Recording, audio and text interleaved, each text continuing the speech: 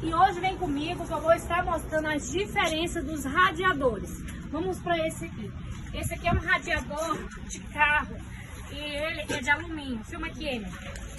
Ó, tá vendo aqui? Ele é de alumínio, tá vendo? E isso aqui se encaixa na chaparia. E esse aqui é outro tipo de radiador, só que ele é de cobre. Tá vendo aqui, ó, a diferença da cor? De cobre com a de alumínio, né? E esse aqui, se você quiser limpar, tá limpando, tirando esse aqui, você pode estar reaproveitando esse aqui, ó, que é a chaparia, e isso aqui é cobre. E agrega mais o valor, né? Se você tirar todo o cobre e vender fora a parte, agrega bem muito mais o valor do que você vender ele desse jeito, tá? Então essa é a diferença dos radiadores, o de cobre e o de chaparia, entendeu? Tchau, tchau e até o próximo vídeo, gente. Se você gostou, curte, comente e compartilhe. Não esquece de me seguir, hein?